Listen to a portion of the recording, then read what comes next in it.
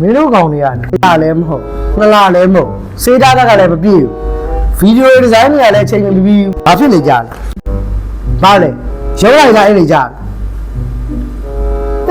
လာပြီမင်းပြောဒီစမှာရောက်မင်းအယောင်းတော်လုံးဆိုလွတ်ပြလာတယ်ဒီမှာ2လရှိပြီကျွန်တော်လည်းကြိုးစားနေရပဲလေဗျာဒါပေမဲ့ကန်ထန်မဲ့ဘေးကြီးရဆိုမဟုတ်ဘူးပြောနေတယ်ဟာ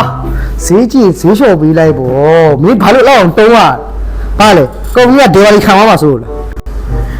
ဒါပေမဲ့ဈေးလျှော့ပြီးရင်ညီမတို့ကော်မရှင်ထဲတော့မှာပေါ့ကိုအားကြီးရဲ့အေးနင်တို့ခေါင်းထဲမှာအဲ့ကော်မရှင်နေသွားမယ်ဆိုတဲ့ကိစ္စပဲရှိနေကုမ္ပဏီကိုဘယ်လို survive ဖြစ်အောင်လုပ်လဲဆိုတာစဉ်းစားရမှာနင်တို့တောင်းမလေဟဲ့ချယ်ရီနေဗီဒီယို edit တွေဘာလို့မပြီးသေးရလဲငါ့ boss ကပြောနေပြီကျမလည်းမနာတဲ့လုံးနေရပဲလေကိုအားကြီးရဲ့တယောက်ထက်လုံးနေရတော့ချင်းတော့ပြရတာပေါ့အချိန်ပေးရတယ်ဆိုတာငါမကြားချင်ဘူးငါဒီတစ်ပတ်တည်းပြီးသွားပြီဆိုတော့ကြားချင်တာ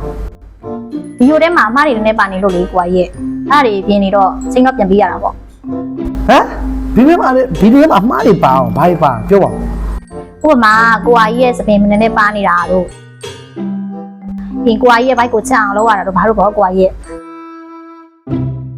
ဟာခိုင်းစီမင်းကပြောရတဲ့ design တွေပြီးသေးမလား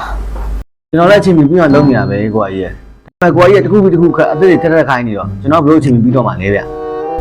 ဟာမင်းတို့ငါဘာအစ်စ်တွေထက်ထက်ခိုင်းတော့လဲငါပြောနေတဲ့အရာတွေကတော့အကောင်ကောင်းမှုပဲမင်းတို့ကလည်းအမှုပညာမျက်စိမရှိကြဒါဆိုလဲကိုအားကြီးကိုယ်နဲ့ edit လိုက်ပါလားဟမ်ဟဲ့နေပါပြောရ